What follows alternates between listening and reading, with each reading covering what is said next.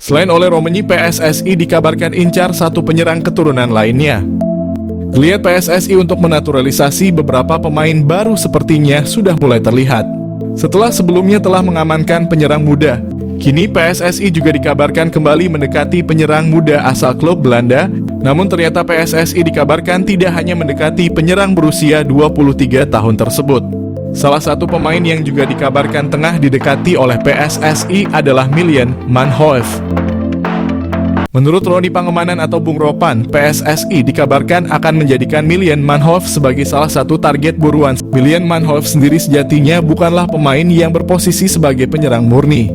Dirinya sejatinya merupakan seorang winger yang juga bisa bermain di posisi fullback ataupun penyerang depan.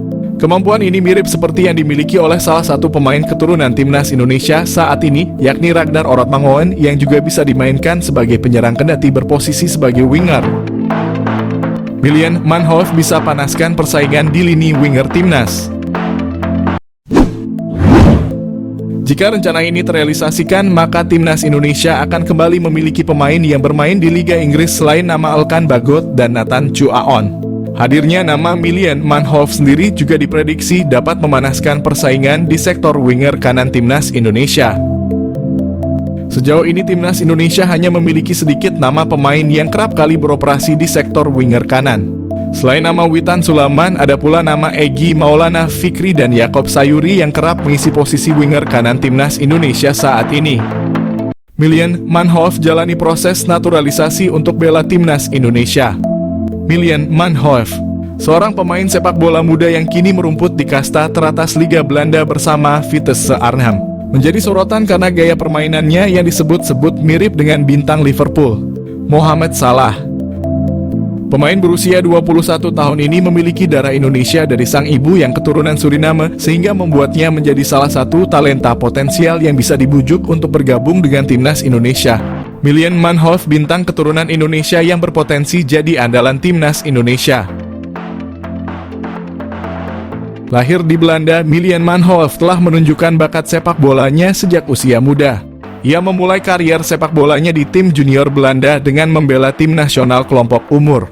Dalam perjalanannya, Manhoef berkembang menjadi salah satu pemain muda paling menjanjikan di Eropa, terutama berkat kecepatannya, dribbling dan kemampuan bermain di berbagai posisi. Manhoef mampu bermain sebagai winger kanan, winger kiri, fullback kiri, hingga second striker, yang mana hal tersebut menjadikannya sebagai salah satu pemain yang memiliki versatility luar biasa di lapangan. Pada musim 2023, ia berhasil mencetak top skor untuk Vitesse Arnhem. Prestasi ini cukup mengesankan, namun sayangnya ia belum berhasil menarik perhatian pelatih timnas senior Belanda, Ronald Koeman. Kemampuan dan gaya bermain Milan Manhoef memiliki kesamaan dengan Mohamed Salah. Mereka menilai Manhoef memiliki kecepatan luar biasa, dribbling yang mumpuni, teknik kontrol bola yang baik, serta kelincahan yang luar biasa. Kekuatan utamanya terletak pada kaki kirinya, yang membuatnya mampu menguasai sisi kiri lapangan dengan baik.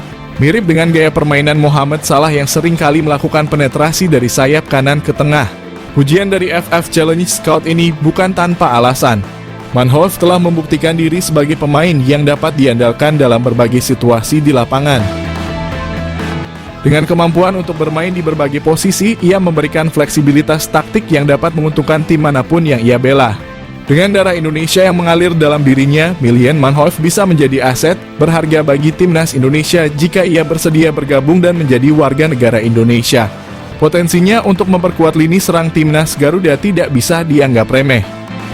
Apalagi timnas Indonesia saat ini terlihat masih memiliki kekurangan di sektor penyerangan. Manhoef bisa menjadi solusi untuk memperbaiki kelemahan tersebut.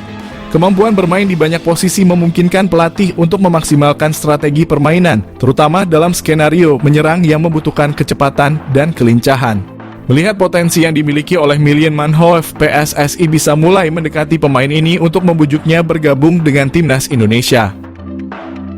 Proses naturalisasi untuk pemain keturunan yang berbakat seperti Manhoef telah menjadi salah satu strategi PSSI dalam memperkuat skuad Garuda.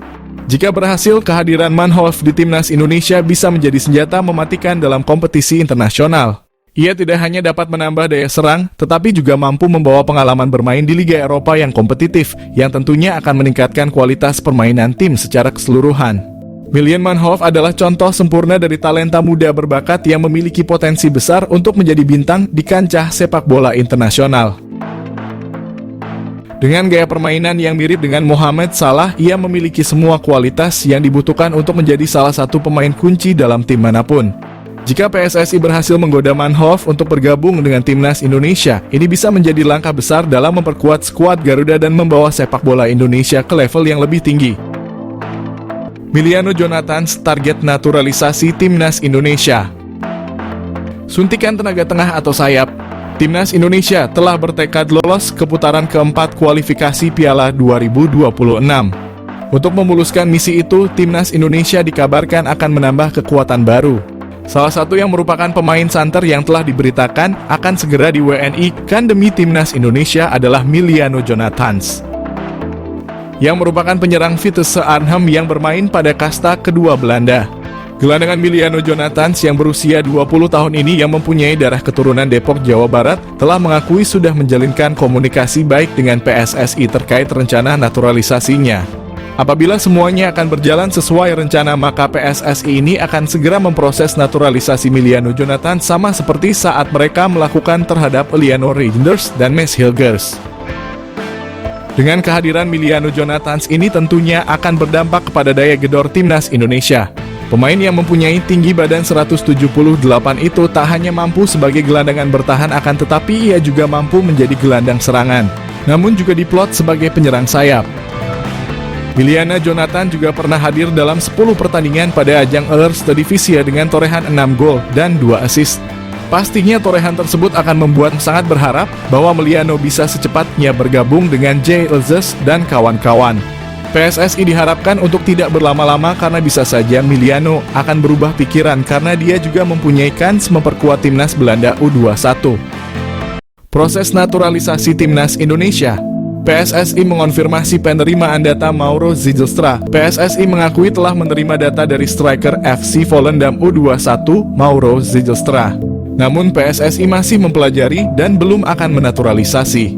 PSSI mengonfirmasi bahwa mereka telah menerima informasi mengenai striker FC Volendam U21 Mauro Zijlstra.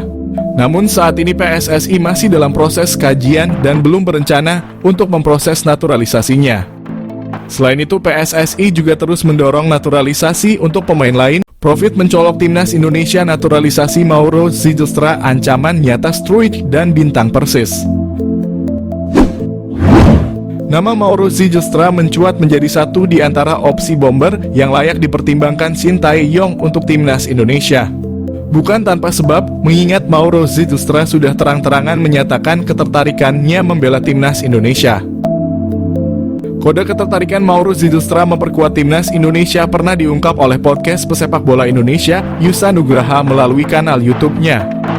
Meski begitu, Mauro Zijlstra tak menampik jika dirinya ingin mematangkan diri dulu berkarier di klub profesional senior baru membuka asa membela timnas Indonesia.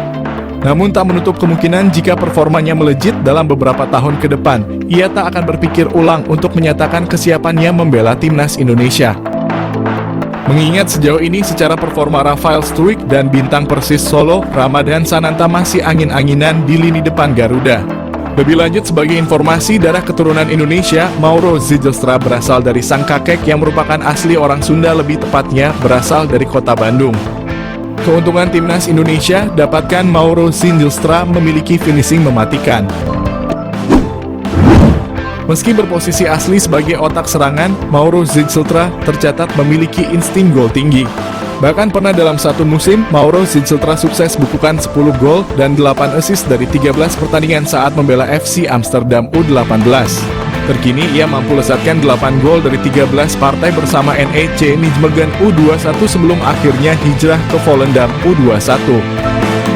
Keuntungan kedua Mauro Zijlstra di naturalisasi timnas Indonesia adalah sosoknya yang dikenal multifungsi. Selain bisa dimainkan di pos penyerang tengah, Mauro Zijlstra bisa juga diperankan di posisi gelandang serang. Meski begitu, posisi asli seorang Mauro Zijlstra adalah gelandang serang. Multifungsinya sosok Mauro Zijlstra disinyalir bakal membuat siap memberikannya menit bermain lebih. Mengingat Mauro Zijlstra diketahui berhasil memainkan dua peran kontras, yakni gelandang serang dan juga penyerang tengah. Hal ini yang berpotensi bakal membuat posisi dari penyerang PSS Sleman, Hoki Caraka terancam di dua kelompok usia, baik timnas U19 Indonesia maupun senior. Selain itu, bomber Persis Solo Ramadan Sananta yang bertipikal goal getter juga berpotensi tersingkir jika tak mampu meningkatkan performa ketika diberi kesempatan turun.